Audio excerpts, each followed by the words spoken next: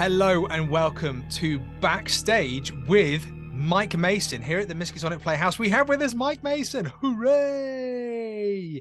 Hello, Mike. Hello. How are And you? amazing, amazing, really good, really good. All the better for being here with you Wow. and trapping you in a screen for a good hour or so to have a chat. Yes, I can't get out. Mike, obviously just to shout out there in case anybody stumbled across this and they were looking for something completely unique and different, stay and watch whoever you are and whatever you're watching. This is Mike Mason. He is the creative director of Call of Cthulhu and Chaosium Incorporated.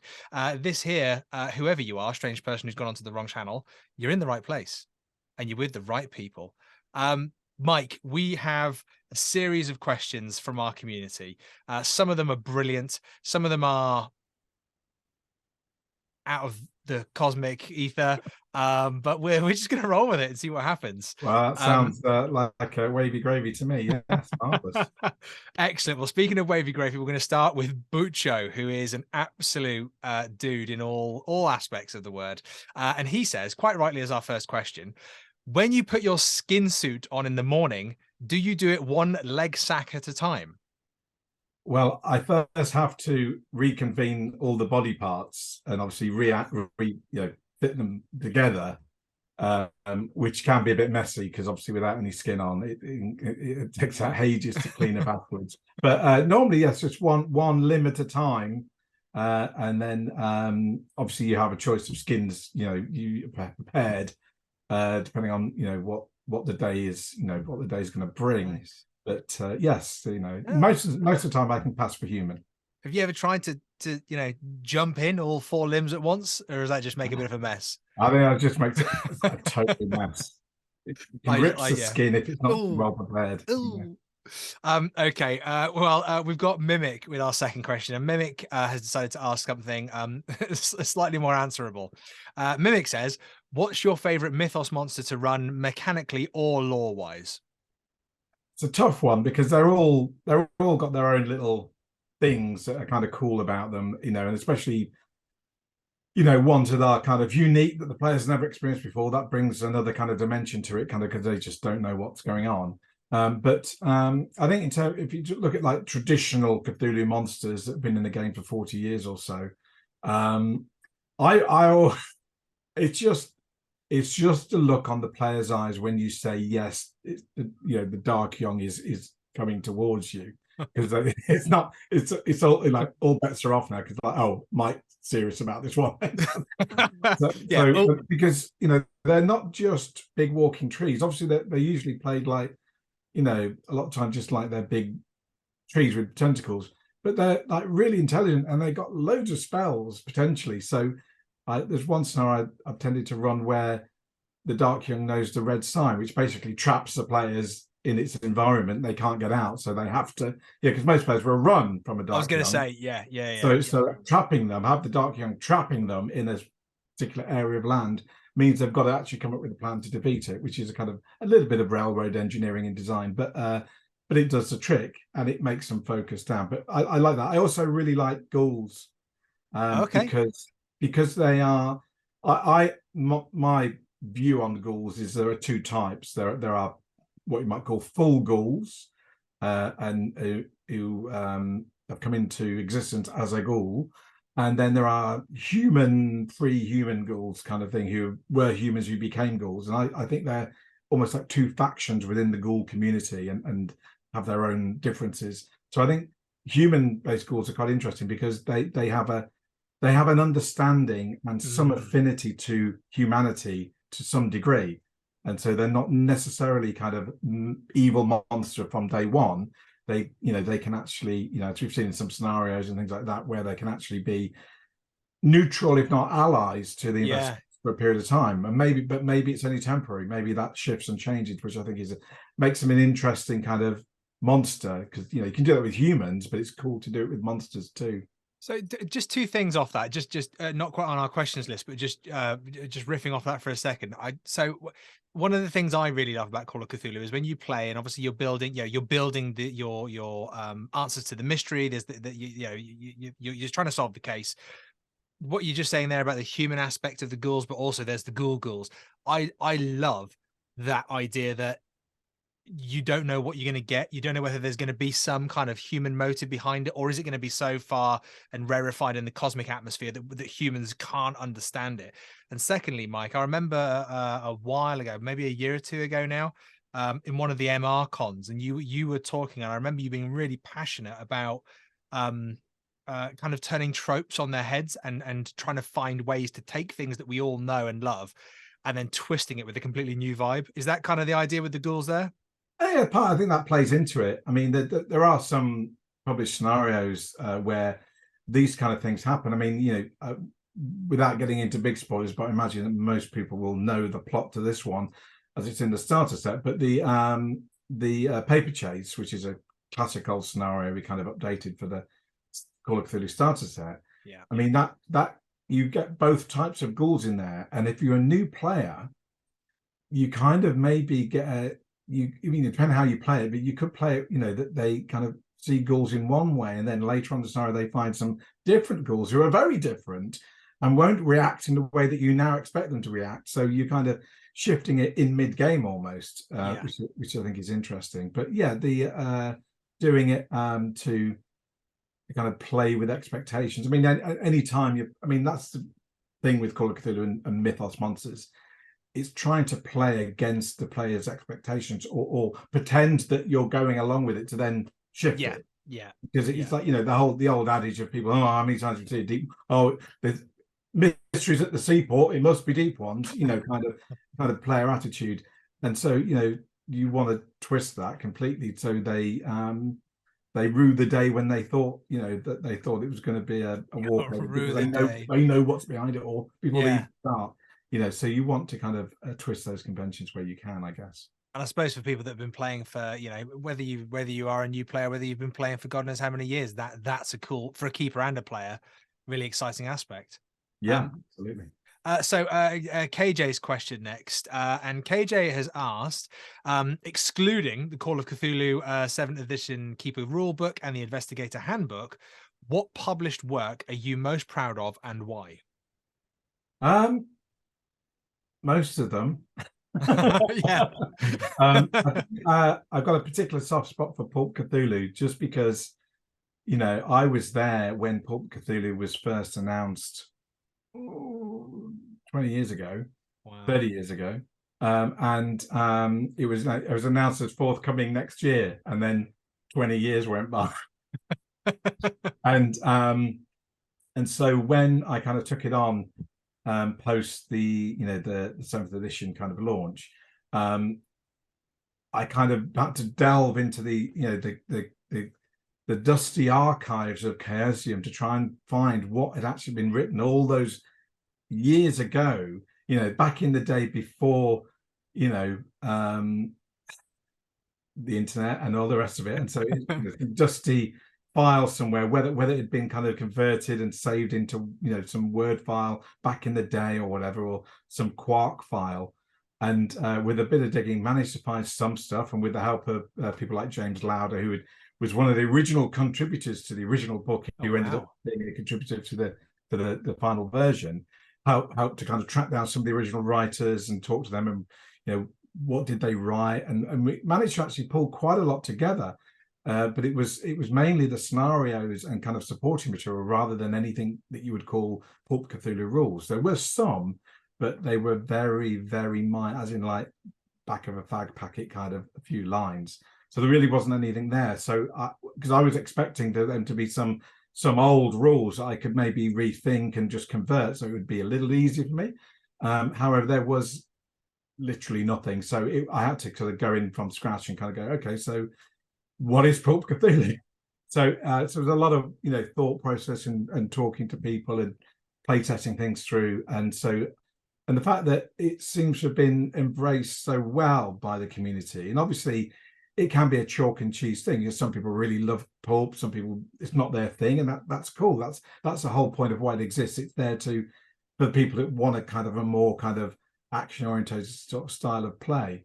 But it's nice to sort of see that being embraced, and then to see that kind of coming to life in campaigns like Cold Fire Within and Two-Headed Serpent and so forth, and to hear people talking about, you know, on the Facebook masks community, people talking about, you know, I'm running it as pulp, or I'm actually starting it as classic, but I'm engineering it so halfway through we're going to become, it's going to turn into pulp. Really kind of exciting kind of, you know, ways it's being used, and the fact you can kind of dial the pulp up or down depending on your preferences, I think, you know, helps do that. So I'm quite proud of that. I think that added another dimension to the game, you know, certainly for some people. There seems to be a bit of a trend at the minute where with MR scenarios as well, where people are running scenarios and then going, right, well, we're going to do it again with a different group, but we're going to do it as pulp. And it's almost like we've done the scenario, now we're going to do it in a way that's like to the nth degree version of that scenario. So it's there's a real kind of following, a real drive to kind of see what can be done with it. No, I mean, as I was writing it, I kind of like the thought in my head was like this. I think this just allows you as keeper to turn the dial up to 11. Kind of what you know, I can throw these monsters that I wouldn't really ever kind of really use in a classic, or not in the same way, and actually really be able to kind of play the monsters to their full potential, because just because the survivability factor is a little bit stronger in pulp. But I just think it gives a bit of license to kind of, you know, push things really in that way. Nice. And that I really I think as a member of the community, I really appreciate that answer that you've given about why you're proud of it, because it feels like there is so much of you in what pulp is, but it almost feels that obviously there's a legacy to it as well that you've been able to bring to fruition. That's really cool. Really nice. Thank you, Mike. Right. Theo, the artist. That's Theo, who's the artist. They are asking, what's the best way to come up with original material or ideas for a scenario? Well, I think probably the normal best idea is if you put £10 or $10 in an envelope with a stamped addressed envelope and send it to me, I'll send you an idea back. It's the classic answer. Somebody, I can't remember who it was now, so a famous author was once asked, where do you get your ideas from? He said, well, I send £10 or £5 in an envelope to this bloke down in Somerset with a stamped addressed envelope, and I get an idea back. And sends me one back. Yeah, that's how it goes. Now, I don't know. The ideas exist in the other. I mean, without, you know, getting all negative about it, it's kind of like everyone's got ideas, and most of them are pretty cool. The difference between an idea and a writer is that a writer will write the idea.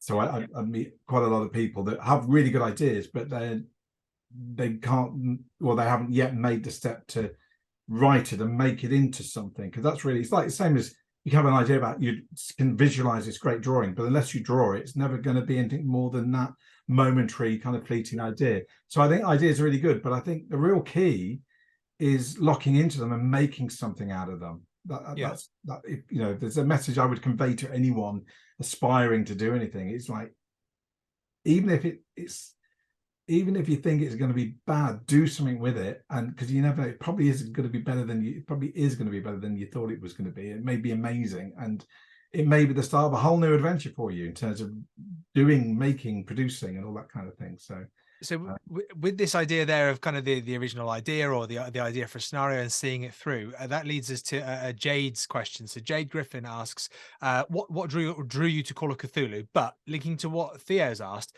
how do you keep it fresh for yourself? What drew me was horror. It's very simple. Yeah, I'm a horror fiend, so I always have been. I used to frequent. There used to be a secondhand bookshop not far from where I lived, and I would go in. And obviously, quite young. I was talking. This is kind of, maybe between 7 and 10. I was going into this bookshop, and it was all full of these old kind of 50s and 60s paperbacks and so forth. And I only went to one section because I'm not interested in anything else. But there was one wall of horror, sci-fi, and fantasy, and they just all be grouped together. So, you know, I'd pull them off, and I had no idea who these people were. You know, I was pulling off, you know, Robert E. Howard and Clark Ashton Smith books, and I have no idea who they were. They just looked cool covers, and the stories sounded interesting, necromancy and Ix and so forth. And also you'd have the Herbert Van Thal pan horror anthologies of these strange and very wrong tales of horror. I just used to devour them and love them, and as well as, you know, science fiction and getting in, you know, picking up things like Dune in there when I was really far too young to understand it, but you know, all that kind of stuff, and that's kind of got in me. And I grew up in the 70s where life was horror. You turn on children's TV and you were watching The Changes, or, you know, The Children of the Stones or something like that, and they were genuinely terrifying. Even now, when you watch them, like, what the hell were we? There is a certain something, isn't there, about those effects from that time? And then I'd go to school and they'd show us, you know, public health films like, you know, Apaches and I can't remember, you know, The Spirit of Dark and Lonely Water. We were shown those in school, and they are some of the most terrifying and gory films. You know, wasn't there the famous warning? I remember, I can't remember who it was now. Wasn't there the famous warning thing about putting your head out of a train window, and it's like, boff, head comes off, and there's like showing it to kids rolling down the track. So all this, and you know, I'd go to the train station, and there'd be posters for films that I would, you know, couldn't go and see, but I remember vividly there was a poster for, what was it called? It's the one with the pram. And these two claws are coming out the pram. I can't think if it's called. Not Rosemary's Baby. No. I can't think what it's called now. But it's just like this horror, you know, dark pram with these two claws. If you at home can name that film, drop it in the comments for us. I can't remember the name of it, but anyway, and it's just like, it was like really kind of quite a scary poster for my age. But I was hooked. I really wanted to see the film. Like, I would just be playing this imaginary film in my head about what it would be. So I've always been to horror. So when I then got into role playing, which was through a friend's brother running D&D, and then kind of getting hooked on that, playing D&D and Traveller and a bit of RuneQuest too, and because there wasn't a lot available at the time. There's a few others, but they were the main ones. And then in, you know, about 82, a friend discovered Call of Cthulhu and showed it to me, and it showed me the covers, and it was the, you know, the Sullivan covers that kind of, that looks awesome, like those films, those books. That reminds me of those old Clark Ashton Smith paperbacks. And so I just immediately got it, and it was what I'd been waiting for, because you know, horror hadn't been a component in role-playing games until that point, and suddenly here's a game that's all about horror, it's all about mystery, it's all about, you know, kind of, you know, what does Sherlock Holmes do if he meets the Ripper, and all that kind of stuff like that. All in this game that just captured and fired my imagination. That's how I was drawn to it, and continue to be drawn to it, because I haven't changed in 50 odd years. And so it also keeps it fresh.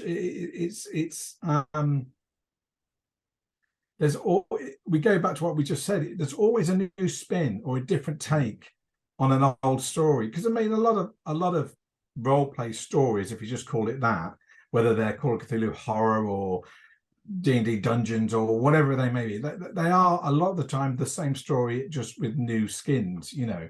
And that's cool, you know. But what's nice is to kind of, you know, find a different take on it and be energized. And what I find is, as I'm reading and editing scenarios that come in from, you know, different writers, I start reading the scenario, but I've got two sides of my head.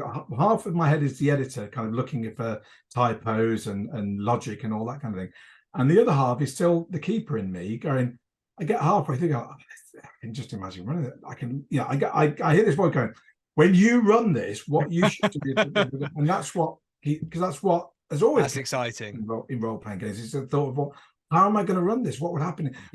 How are the players going to react when this happens? Oh, that's going to be great. You know, that's going to be so fun to see them all go, whoa, whatever.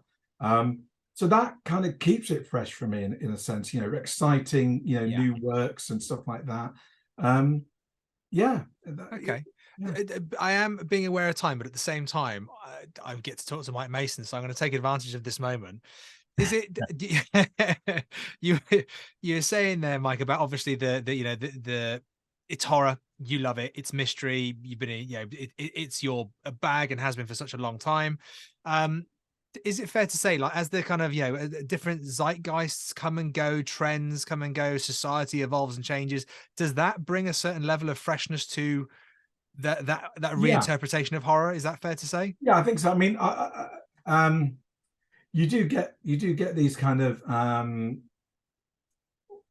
different kind of subgenres coming in and becoming popular for a time. Back a few years, J horror, kind of Japanese horror, was very predominant. I mean, they're still not that they're not doing it now, but it was kind of, the Ring and all those kind of, and they're generally great, really interesting. You're looking at horror concepts, ghosts, but done in a different way, and all that kind of stuff. And so that's kind of exciting. Then there was the kind of French new wave of horror, which was really ultra violent, ultra gory, martyrs and things like that, which again brings something different to the table. And you kind of ride through this, and it kind of happens in literature as well. And I remember back in the 80s, there was kind of the kind of splatter punk kind of scene, Skip Inspector and so forth, kind of bringing kind of the aesthetic of the kind of gore film to your horror novel or whatever it is. Yeah. But and so you do get these little trends that kind of go through, and it's interesting to kind of chart those through and to draw from them, because they often do bring a new angle or reinvent something that was old, and they reinvent it and it comes with some fresh blood kind of thing. So yeah, it's but horror has always been a really vibrant genre. Most film directors start by making a horror film because they're cheap to make, and after that, because of that, they can be quite creative.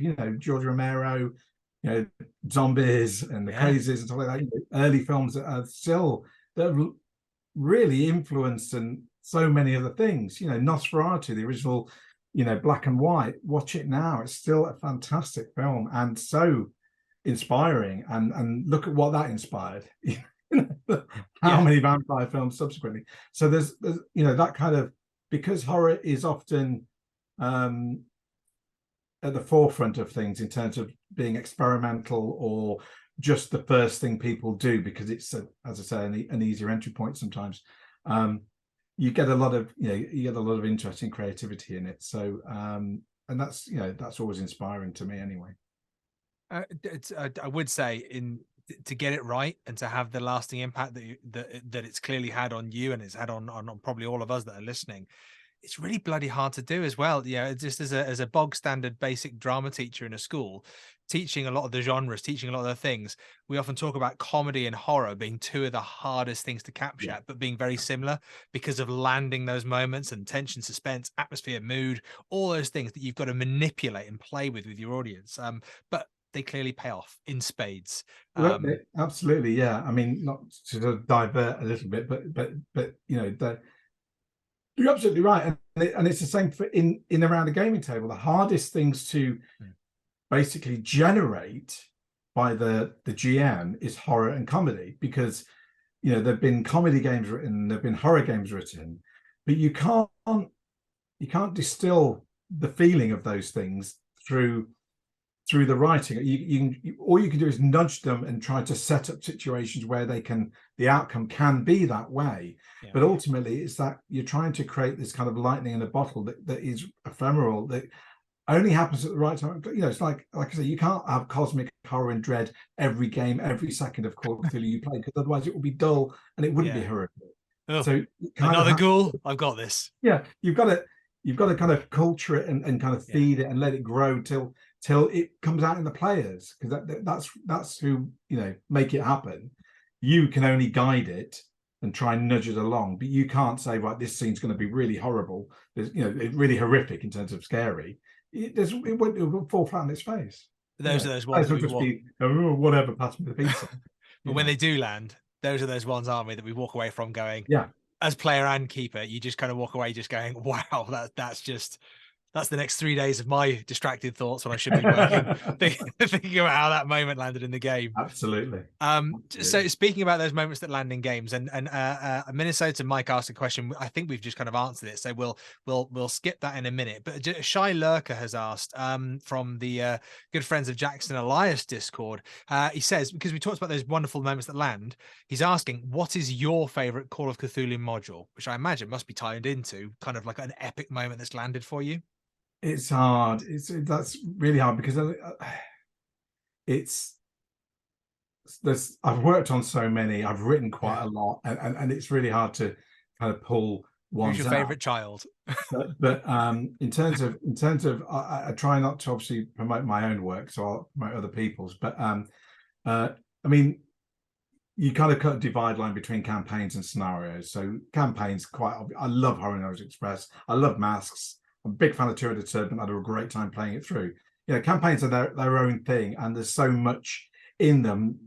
You're going to find something you like at some point in the campaign, in theory. But putting those aside, in terms of just, you know, one shots or standalone kind of scenarios, I mean, if I go back to, you know, early days, Mr. Corbett, you know, which is in Mansions of Madness, and first time I encountered that scenario, I was a player, and it was just my reaction and my other fellow players' reactions to, you know, it has got how many legs, kind of thing. And just the kind of the cozy setup of your next door neighbor acting a bit strange, and it just still is a brilliant setup. It's it's perfect for anyone, whether they've played the game before or not. So I think I think that's a real kind of classic for me, that it kind of works for any kind of scenario. I think so. Why I like it. But if I think about more modern stuff, I'm a big fan of the scenarios in Berlin Wicked City. You know, Dave Larkin scenarios. Beautiful book. Particularly Shrek film, where you get to kind of have dinner with Aleister Crowley, and Dances of Vice and Horror and Ecstasy, I think it's called, where you've got the whole kind of, the whole kind of cabaret scene where they need to Berber. But also you've got this kind of, later on, you've got the whole Shadow City, which is the bit I really like. And that gives me license to just go crazy, kind of thing. So I'm a big fan of those two. I think that there's a lot of meat and depth in those that you can draw upon. I really liked Chris Lackey's Loki's Gift in Cults of Cthulhu, because that, without answering a question that might come later, but it's a really good gaslight scenario, and I really like, when I'm keeping, is playing gaslight NPCs, particularly kind of like chimney sweeps and dustbin men, because they're just a lot. All right, governor. Fun. Yeah, they're just a lot of fun to play. Yeah. But I think I like that, because one of the other reason, the secret reason I really like it, is because it's about a play, and it's got nothing to do with the King in Yellow. There's no King in Yellow. What? I want a refund. So it's in another scenario. Brilliant. So that's good. So this question might tie into this then. This might lead into just a little bit of expansion of this answer. So Thuluthu asks, what scenario or investigation have you read recently that brings something new to the table? Okay. And those are some quite new books as well that we just talked about, or new. They are. This is a really good question, and it really kind of makes you have to think about things, because obviously I go through quite a lot of scenarios, and usually, like most people, whatever I've been working on recently is my favorite thing of the time, kind of thing. But trying to expand out a little bit. One thing I have worked on recently is a scenario called Aurora Blue by Bridget Jeffries. Ooh. And what I like about that is, Bridget has taken a very kind of old concept and thing, but added a really interesting twist that is completely Bridget, if you see what I mean. And so it's a really interesting scenario, because I actually ran it last week, and it's the first time I've run it having edited it, and we had a really good time. and it created, and what I like is scenarios that give you the flexibility to create to create further depth in the scenario without kind of veering away from it. But actually it creates, like I said before, kind of creates situations that if you are keeping an eye out for, you can exploit. So, for instance, as an example, without giving any plot away, we get near the end, and there's one of the characters is trying to save an NPC, but there's a big bad bearing down on them, yeah. And it's pretty clear the big bad is going to at least have one final kind of strike before they can get away. And so in that moment, it just occurred to me to obviously advise the player, to tell them that, it's just breathing down your neck, it, you can feel the claw about to hit. You have a simple choice, a split-second choice. You can either, it's take the hit and save the child, the NPC, but if you just quickly turn and hold the child up, human shield, the choice is yours, because things go through your head when you're in dire situations, and obviously what you're trying to present is a moral dilemma. Yeah. And for what the player, did. I won't tell you what the player did, but that was cool because it stopped. It wasn't about the combat now; it was about the moral dilemma of what should I do as a player and character, and that's obviously sometimes the real heart of what the game. I love that even whether it's a player moral dilemma off, or whether it's a group moral dilemma they've got to do together, I just find those moments just so, whether you're a keeper, it's quite special, but being a player in that situation as well, it's so much fun to have that as to kind of be confronted. But that, Mike, might lead us into this next question, which is from Minnesota Mike. He says, what was the bleakest game ending you've encountered? This is a real tough one because quite a lot of them. There's been a lot of bodies over the years. I'm struggling to think of a specific one. I've got one memory as a player, and I find that I did it quite a lot as a player. When it ends up being my character that gets sacrificed for the greater good. I do remember one that it was almost like it wrote itself kind of ending. Half the players had their characters killed. This final scene, we can't stop the monster, but we can. I can't remember now. If the monster fed on us or something, it got better and bigger or something. And so the only choice left was to kind of take myself out of the game to stop the monster kind of thing. If it could eat one more, then it would.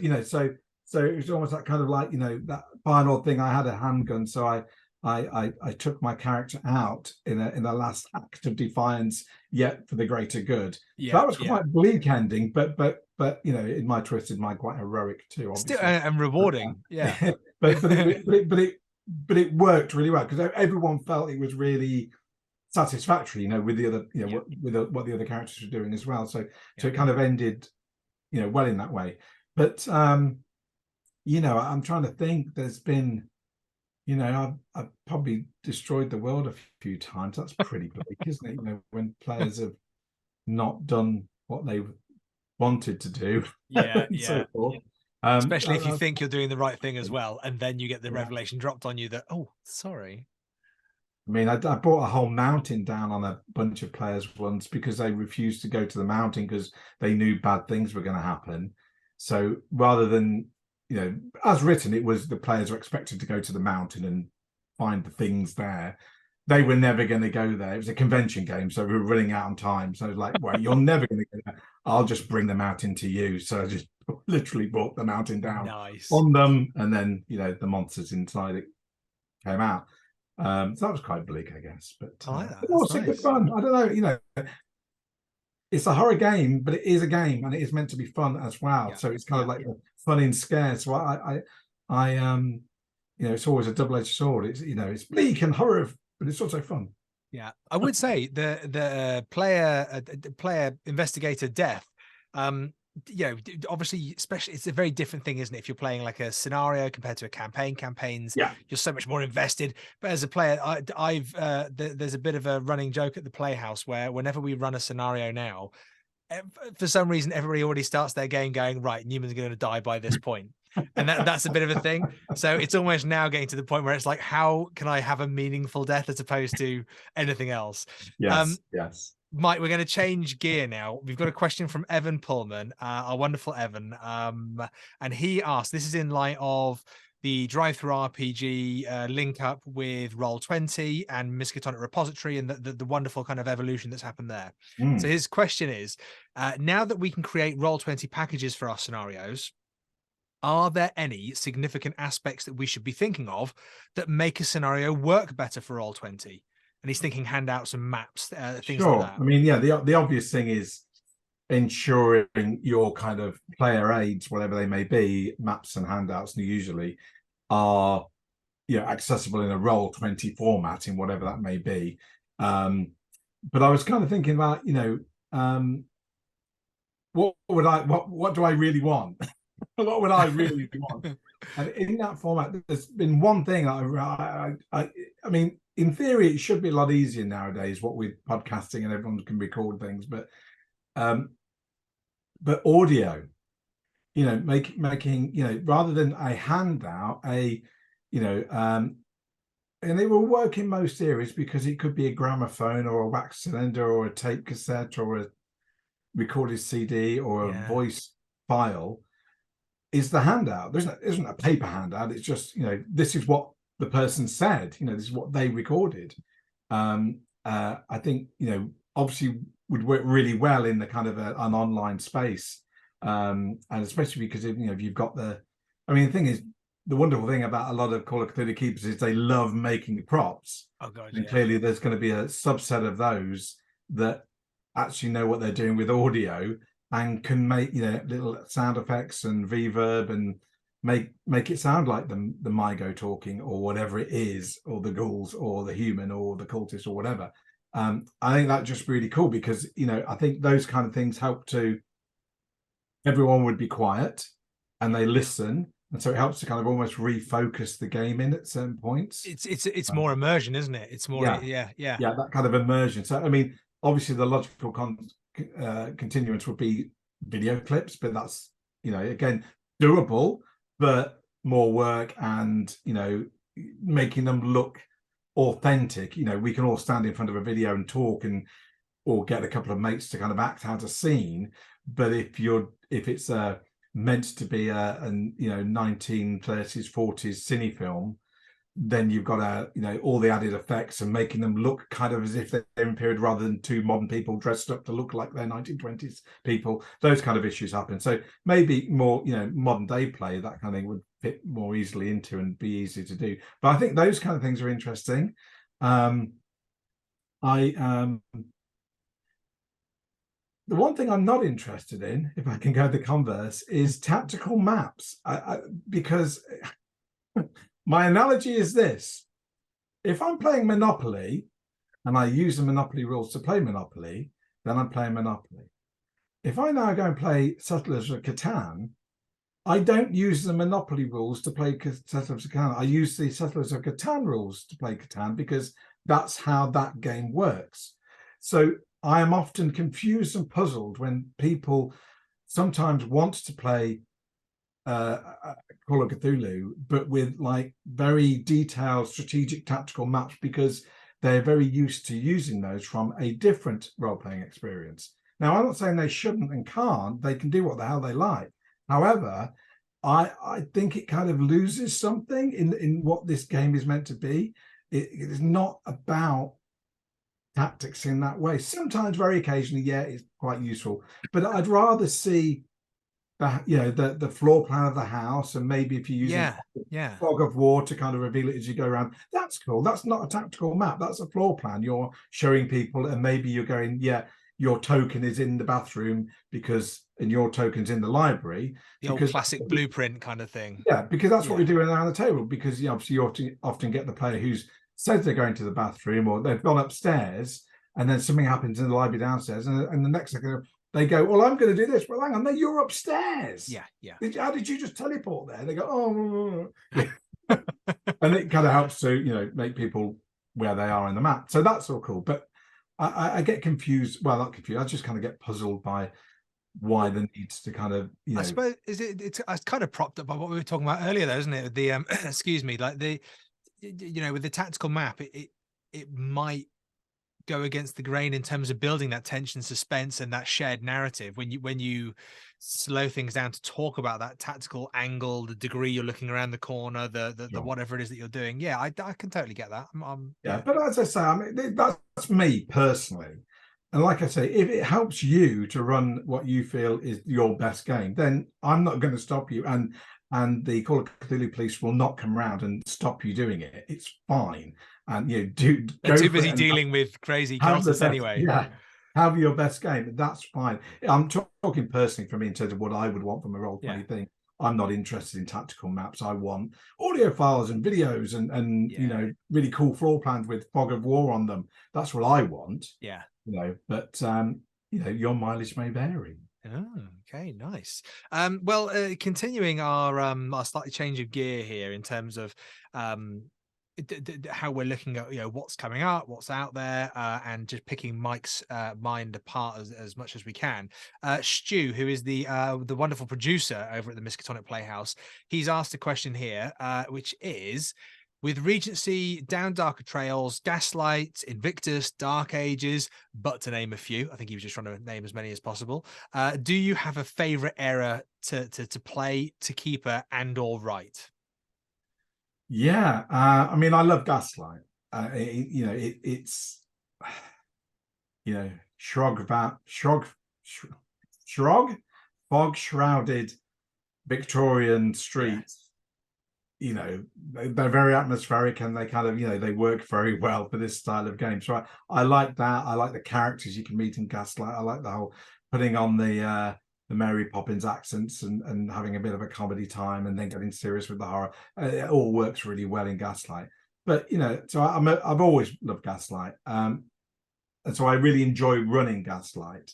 I really like playing in the modern day. I really like playing and keeping in the 20s, 30s kind of period. I think obviously, having spent so long and a lot of time working on Call of Cthulhu, I know the 20s pretty well now. I mean, I knew them pretty well before, just running the game for so many years, but I know them pretty well now, and so it's kind of second nature. So I find it's not easier, but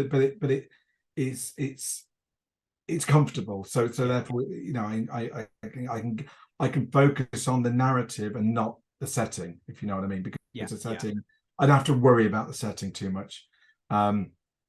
And so I do like playing in those particular areas as well. Modern is fantastic for playing in because it kind of just sets a new kind of agenda to it to a degree. And I like running modern because I love answering people. I love it when people say, "Can I use my mobile phone?" Yes.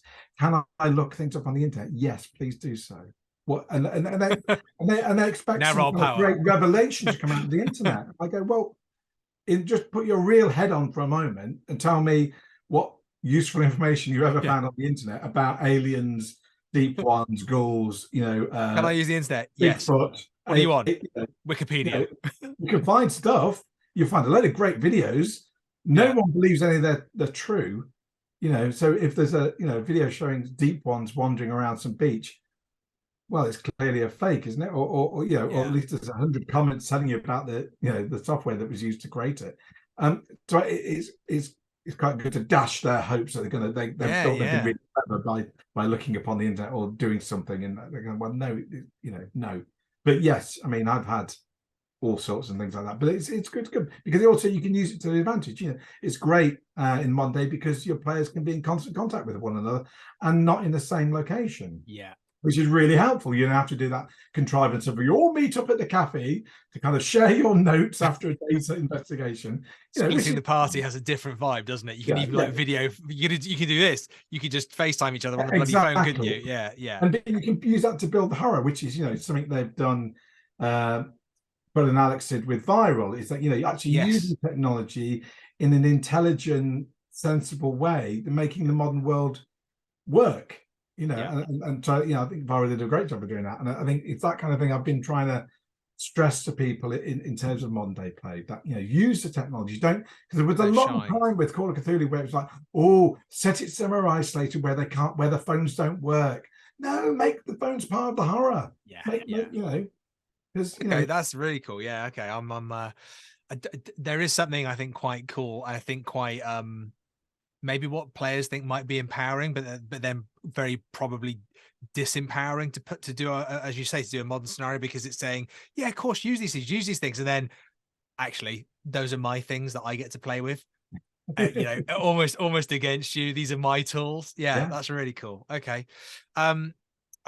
Rena, wonderful Rena Henze asks, Cretaceous Cthulhu, when? Oh, dinosaur that sounds to me impression. like I mean, that's a whole serpent person campaign, isn't it? I mean, Gotta be. So are you time traveling back and then enter the land of the serpent people, and you kind of, you know, you're putting time on you quickly putting together some paper mache snake heads to try and blend in, or are you, you know, or are you that kind of strange unwanted serpent person faction where you're actually playing serpent people who kind of disagree that, you know, with the majority, that, you know, the earth is for them and they're more kind of eco-environmental, kind of like, you know, we should live and let live kind of thing. You know, there's two interesting possibilities. I really like that. You know, I'm trying not to spoiler things, but, you know, Masks has been out a little while now, but there's a bit in Mask where you can kind of head back in time a little bit, and yeah, I really like dumping players in the past and seeing how they get on. But I like to ensure they can get out of it again. I don't like to send them on a one-way journey, because I think that can be ultimately so you wouldn't do a Planet of the Apes / Planet of the Snake People where it's, oh my god, they won and they're now the dominant species. You've just tied up the campaign brilliantly, because you have the players go back in time, and deal with it, you know, deal with the serpent, you know, empire and all that kind of thing, and manage to kind of get away with the skin of their teeth. Time jump back to the future, and it's like Planet Apes. I said, but it's all serpent people. They, you know, and they go, oh my god, that's a great ending. Quick, hiss. Go and write it. That sounds good. That does sound good, actually.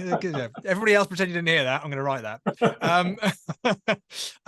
Okay, so we've got a question from Pete Burgess here. So Pete is one of the video editors here at the Playhouse, and he has asked. Oh, Pete's a big fan of source books. He really enjoys not just the I suppose any kind of new mechanics and things that come out of it, but it very much loves the regional stuff. So, are there any other source books or guides for Call of Cthulhu that you wish existed? Yeah, it's a terrible answer to give. Yeah, there are, and that's why we're going to do them.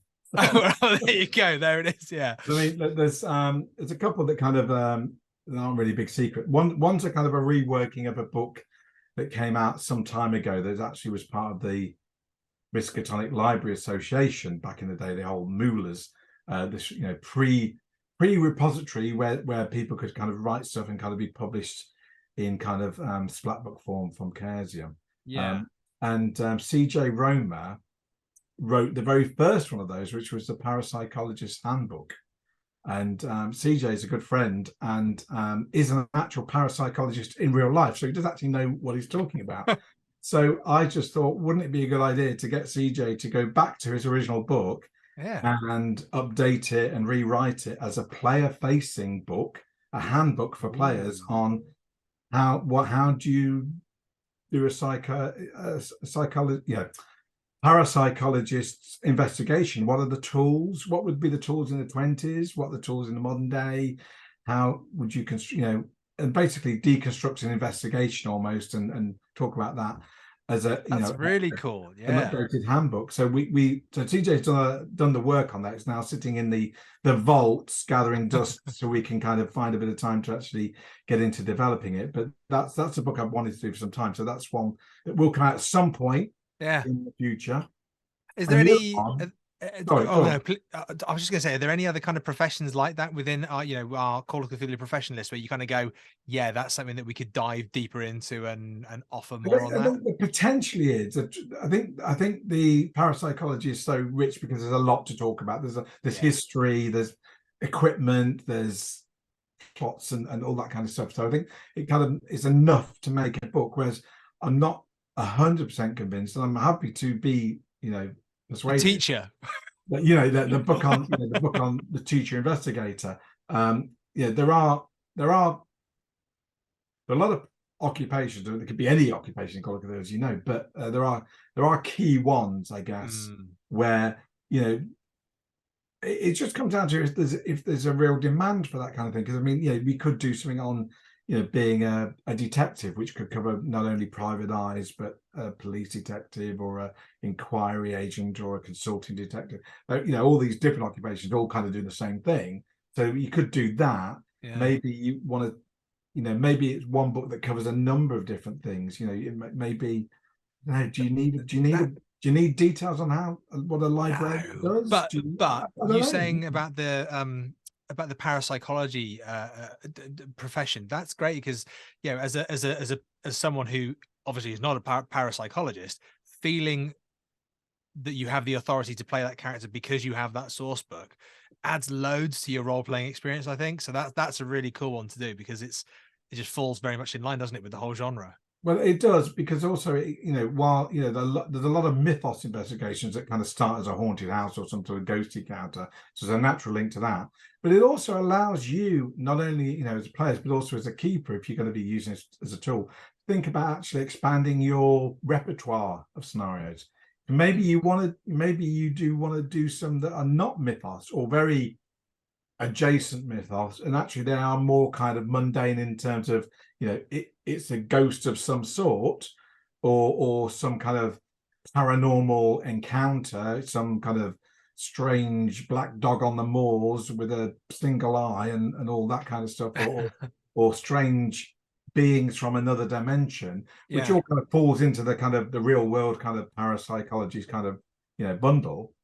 It does allow you to kind of play with those, and sometimes those will lead into some sort of, they may have a mythos origin or background, but they may not. They may just be open-ended mysteries where you never really get to the bottom, but the actual experience is the investigation and the kind of frights you have on the way and close calls. That actually is the component of a game. So maybe it'd be interesting to see if people are kind of inspired to kind of do a little bit kind of extracurricular stuff. Yeah, which I think a lot of us in this community do. Bridget Jeffries herself got in touch. She wanted to ask a question. Insightful as ever, always throwing us a curveball is Bridget. Bridget is asking, what have you been reading lately? Well, I used to be one of the people who read one book at a time. I'm no longer that kind of person. Many years ago, that went out the window.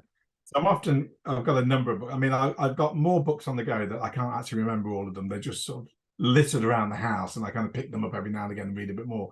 But there are some that I kind of like read more regularly to actually get it, because I kind of get into them a bit more.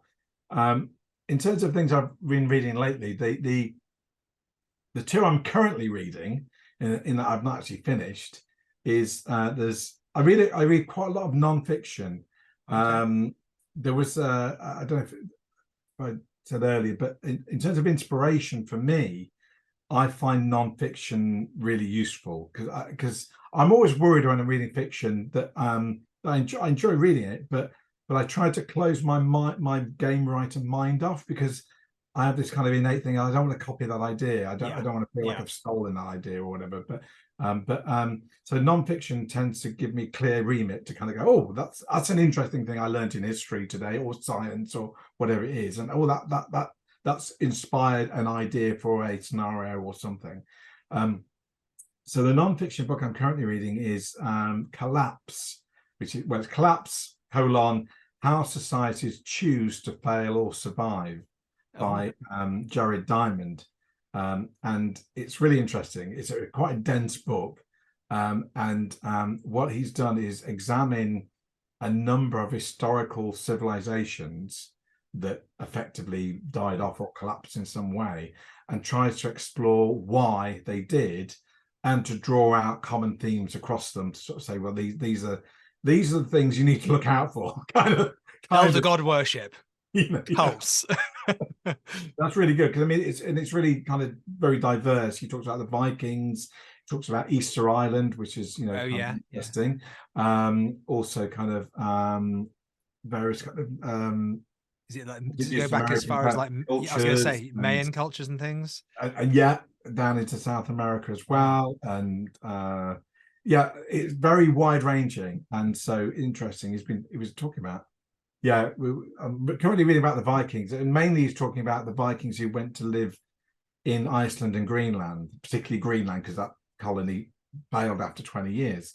And so that's, again, really interesting stuff. And there's always little tidbits that aren't really part of the theme of the book that are just thrown out that you go, that bit's interesting. And like a little post-it note or underlined pen on that page to come. And I just kind of do that with a book, kind of keep some notes and then forget about them. And then 6 months later, I look at the book with all these post-it notes sticking out of it, go, oh, so I get the book and I got my notebook, my kind of ideas book, and I just go through the book with the post-it notes and take out the post-it note and write down what it said in the book there. Just say, oh, that thing, it's just the Vikings in Greenland, the little note.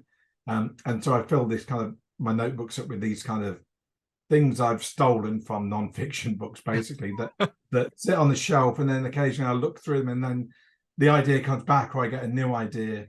That's really okay. That's really cool. Yeah.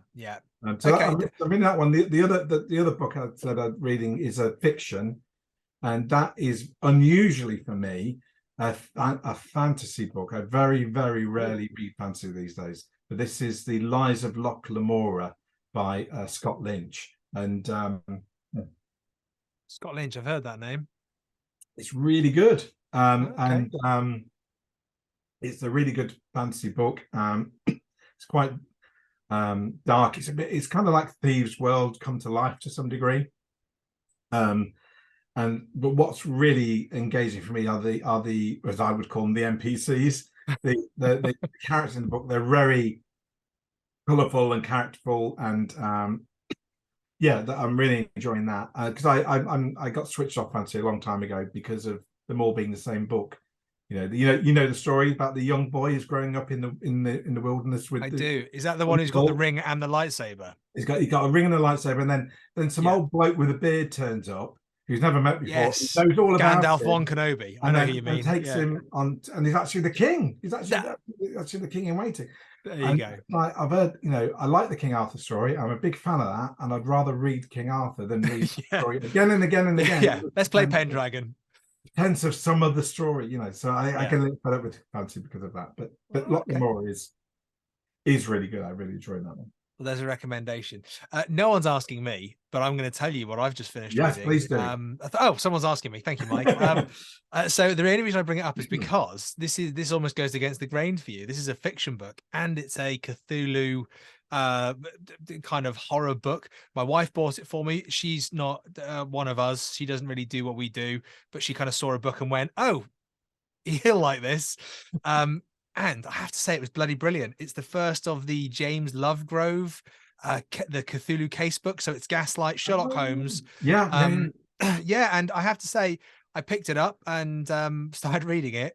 Really bloody enjoyed it. Absolutely. So I think I might get the others. And it has really kind of, I totally get what you're saying there about reading something and going, oh, well, I can't take any of these ideas to do something with, even though they're really inspiring and really creative, because you can't, because it's there. It's somebody else's kind of intellectual property, isn't it? And you want something original and different and dynamic yourself. But it has really given me the I think the hunger for Gaslight. That's sure. Don't get me wrong, it's fine. What's the adage? Good ideas, you borrow. Great ideas you just steal.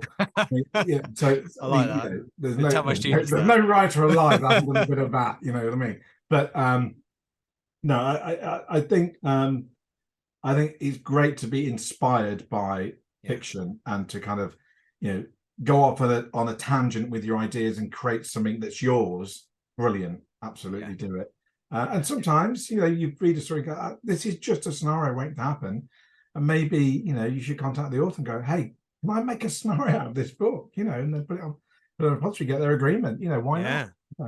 Well, I have to say that, I would recommend those books out. I think they've been out a while. I think I'm quite late to the party on them. But I've got the first one.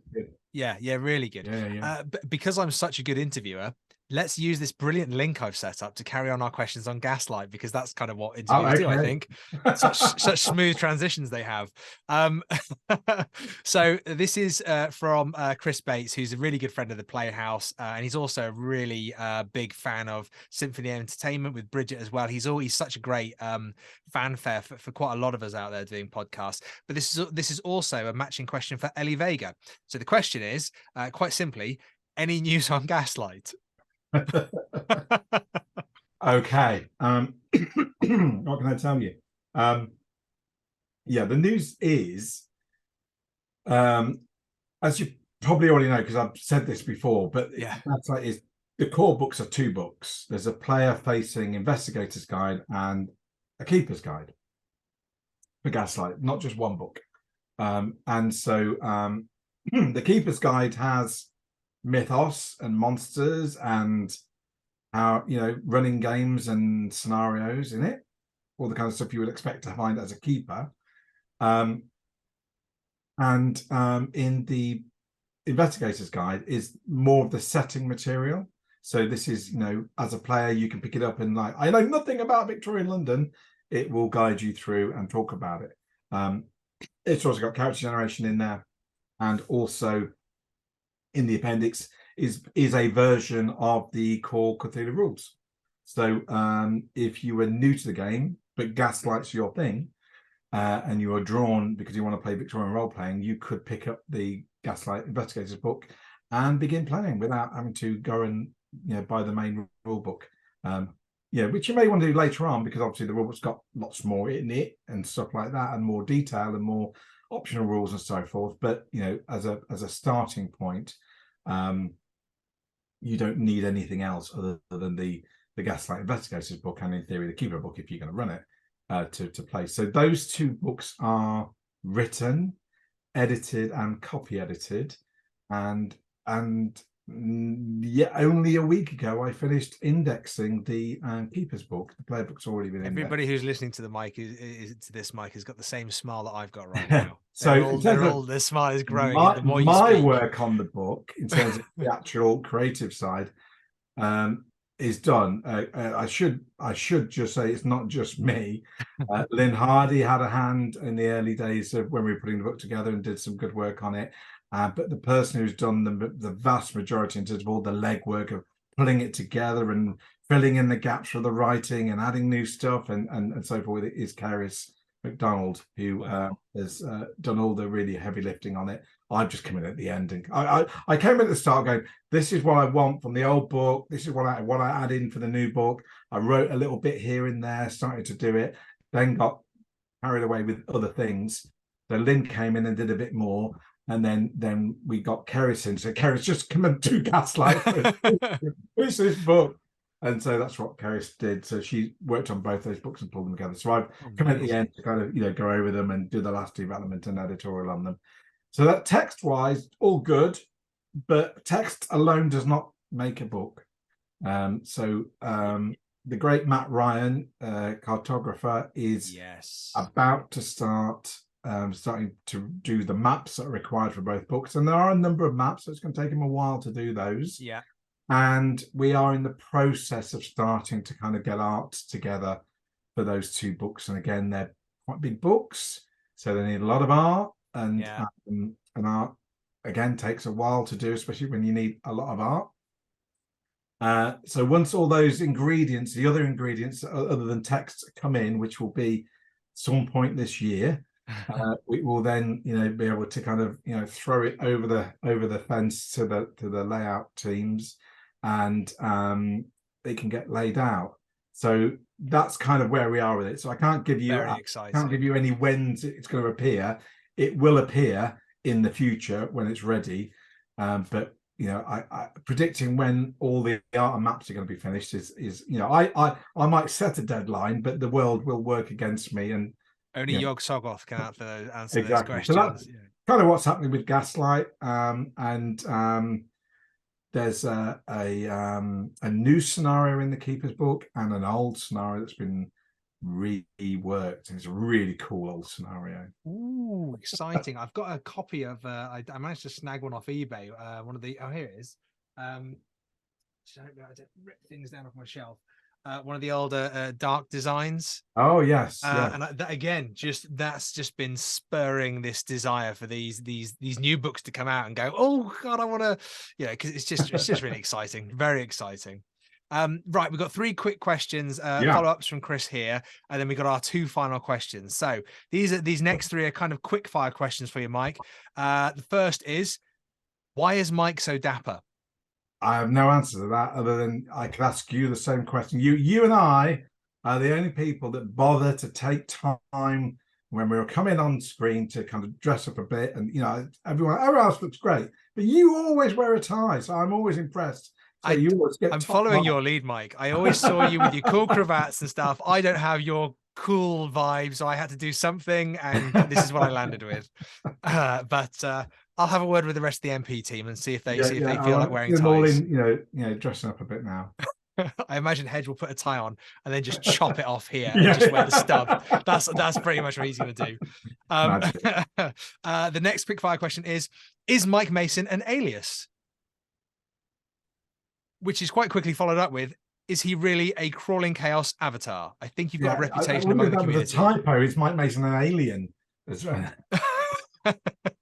Either or, I think, a suitable question. It's just my real name, so it's not an alias. Is he really a crawling chaos avatar? Well, I have been at times. Yes, I have. In real life, been a agent of chaos at times, but I try not to be. I try and be quite organized most of the time. Chaos is something to avoid where I can help it. So be exciting, but can also be distracting.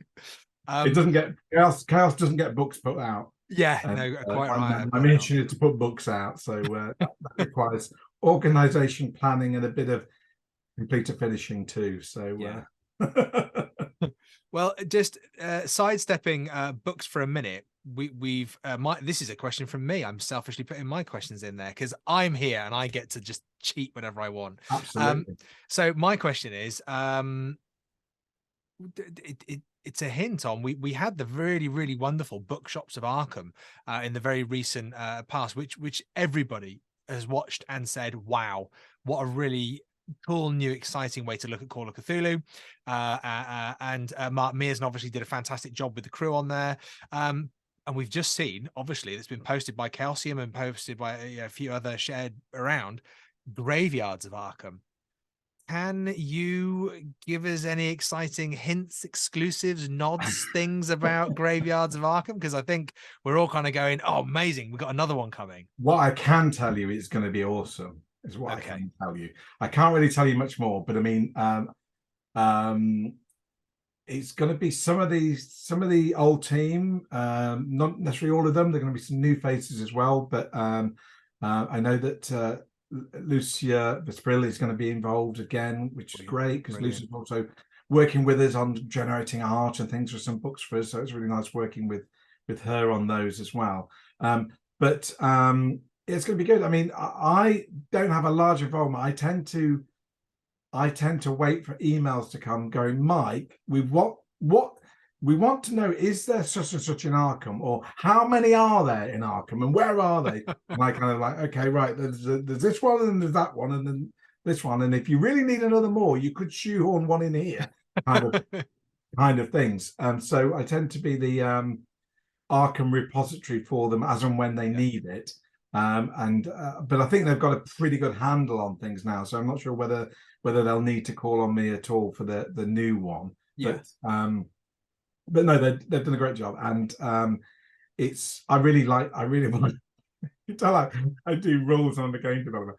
It's like, on the videos when they're doing their live play, and the little graphics explain the rules. Yes, great. My favorite. They've explained the rule, and it's right. Yeah. You got to wait for the one when it comes up, they explain the rule, and anybody else doing it, it's just go, that's not the rule. That's not what you do. Yeah. I have to say, Bookshops of Arkham, I think so many people have just talked about not just how much fun it was, but also just how slick it was. It was such a cool production. And I think for a lot of us, it really embodied what we all love about this. So it's a really nice, very cool contemporary medium to, I know it's what we do, but again, it was that lovely mix of it's a game of Call of Cthulhu, but we've also got this wonderful dramatized aspect to it as well, Yeah. which I know you and I, Mike, with kind of thespian backgrounds, that's a really cool way to kind of do it and engage in that horror genre again. Yeah. No, absolutely. Yeah. No, I'm looking forward to it. And I'm not entirely sure, exactly when it'll happen, because obviously they're going to run the Kickstarter first and take it from there. But yeah, I mean, if I mean, usually these things, they just get better, don't they? They now got the experience of doing it the first time, and so I can only imagine it will just continue to evolve and continue to be a really kind of quality version of live play in that way. So I'm looking forward to it. You know what the dangerous thing though is that as soon as you do something of that wonderful production values and talent and expertise, there's people like the Playhouse who go, "That was amazing.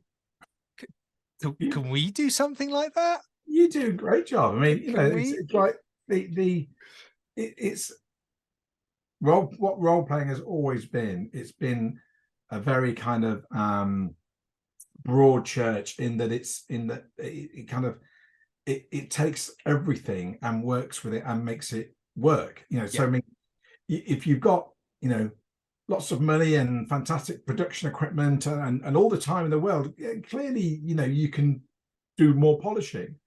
But most of us, it's us in a little camera and a built-in microphone.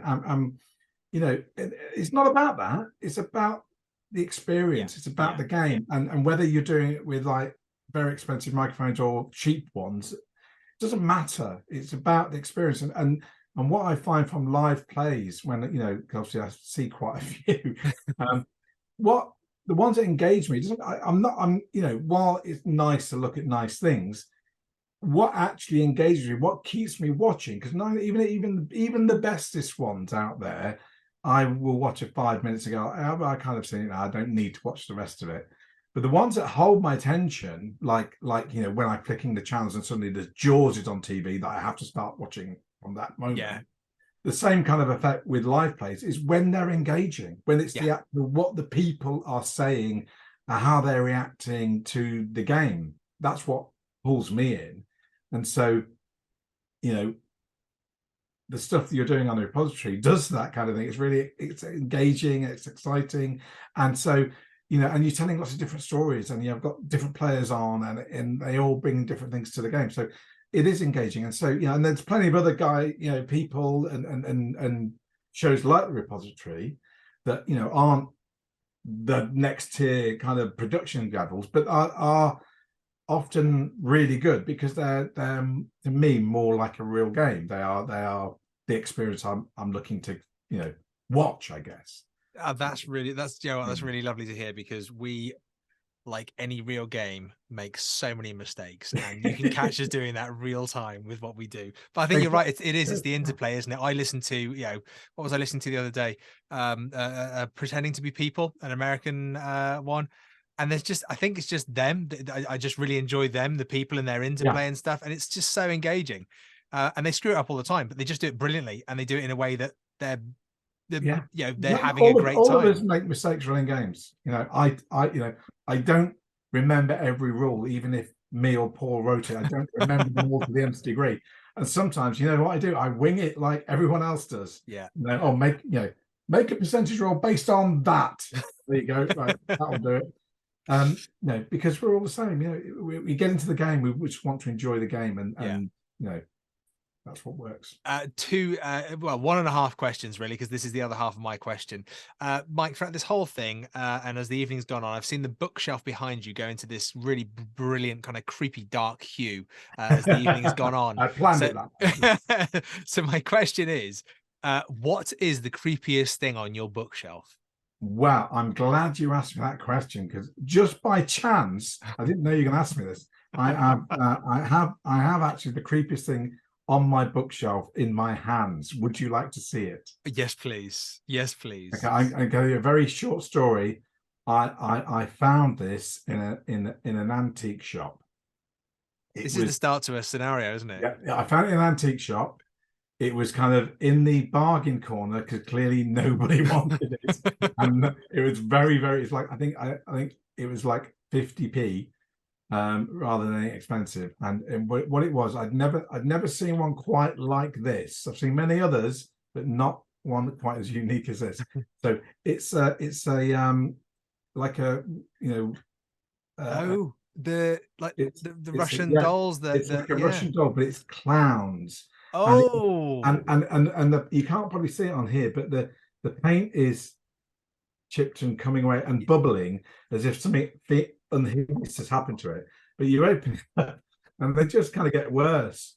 They just it's just like, you know, it's like it's nightmare Pennywise at the bottom. nightmare fuel for you know, Oh what I my like to do is word. people that have a particular fear of clowns, is like, you know, if they come and stay, is obviously just get them all out and line them up in the guest room. And it's just so, you So know, they leave with the fear of clowns. Join the rest of us. that is generally the creepiest thing I have, because it is, because people do get freaked out by that. I think quite rightfully, Mike. Yeah, I think, yeah, quite sensibly, really. Yeah, yeah, but yeah. you know, but yeah, write a scenario about some sort of thing. You know, what Wow. happens when you release them and they come to life at night and do their With special each one, there's a thing, you successive know, growing power roll that you have to yeah, work harder to pass. you know, Yeah, okay, that's definitely creepy. the trapped thing. It's, you know, essence is caught in there or something. I don't know. Oh, There cool. you Yeah, I like it. I like it. go. Right, and then on to our actual final question. So this question is from Cosmic, who is the sound editor at the Playhouse, and he actually asked me this question. He asked this question for you, but said, "No, I want to ask Mike this in person." I went, "No, Cosmic, this is a great question. I have to put it in the interview." And eventually, I twisted his arm into it. So his question is, what's it like to be Mike Mason, knowing all of the cool stuff you've got coming up for the fans? um how do I answer that? It's a it's quite cool. I mean, you know, I can't say it's not one of the worst jobs I've ever done in my life, put it like that. Yeah. So it is quite cool to do what I do. But you know, that comes with a lot of work. And Yeah. uh and a lot of spinning different plates at the same time. So it goes from periods of, you know, I'm working on a book, and I have no distractions for some time. You know, everyone else is happily doing what they're doing and don't need to refer to me or ask me questions or whatever, and I can focus down and get on with it, and that's great. And then all the other days in the week is, you know, other things happening, or me having to contact people and ask them questions or get their help Yeah. and so forth. So there's a lot going on, and obviously, you know, gone are the days when 10 years ago when I joined Chaosium, it was just me, and so it was just me working on Call of Cthulhu, and we were only publishing Call of Cthulhu books. So it was literally, you know, as I say, one book after the other, but it was one book at a time. Yeah. But now, you know, with wonderful people like Keris and Lynn and James in Australia, they're all working on their books. They're working on, so they all come in at different times and want a bit of advice or help, or I need to kind of look over it, and I maybe do their copy edit, or I do their editorial on thing that they've written, and likewise they'll do some editorial on stuff I've written. And so there's a constant kind of flow of information and texts and art and things like that. And so it's a lot of plate spinning, as I say, which can be at times quite stressful. I try and make things not stressful, but you know, when you desperately want to try and get a book done, and there's lots of other things in your way, and you've got to try and clear them out of the way first. You desperately try and clear them out. But so it balances out good and bad, but it's good. I mean, it's like being able to kind of spend most of my day working on something that I love and have loved for, you know, well, we know the game's just over 40 years, don't we? So I've been playing for 40 years, and it is a nice thing.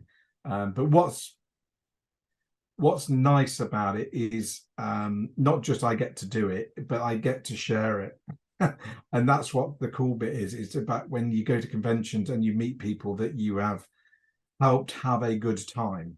Yeah. Ultimately, what role playing is having a good time, isn't it? It's a hobby. We get together because we enjoy it and we have a good time. That's actually what it is. And so being able to see people that come back and go, and you've helped in some small way for them to kind of have a good time and talk about it and be enthused about it and come back and tell you about it, is what actually is the cool bit.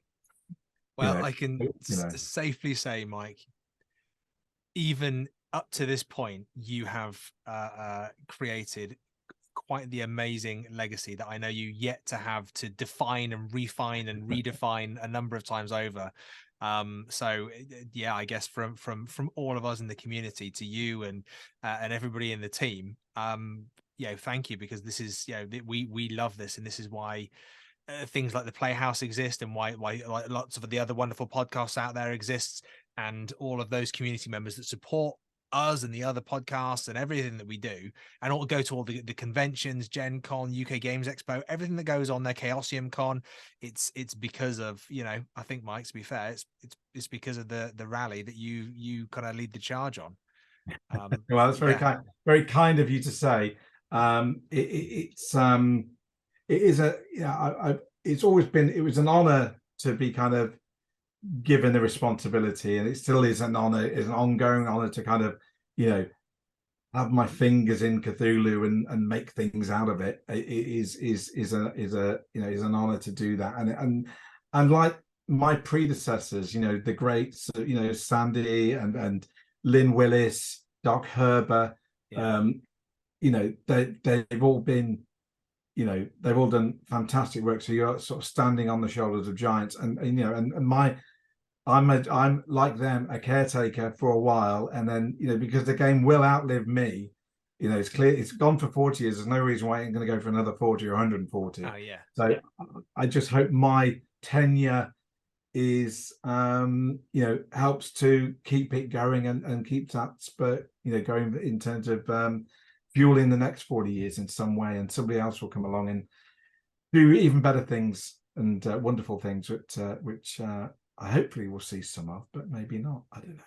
No doubt.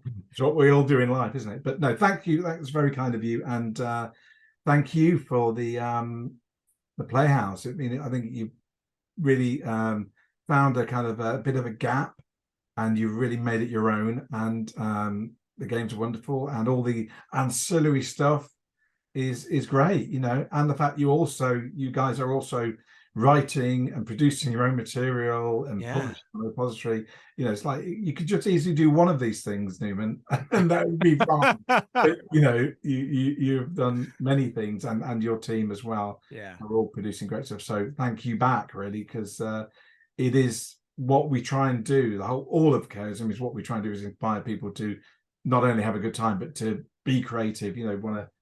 Greg was very much somebody who nurtured other people's talent, and so that's a legacy I would certainly want to continue, and happy to do so, to kind of help people get to where they want to be and make what they want to do. So all good.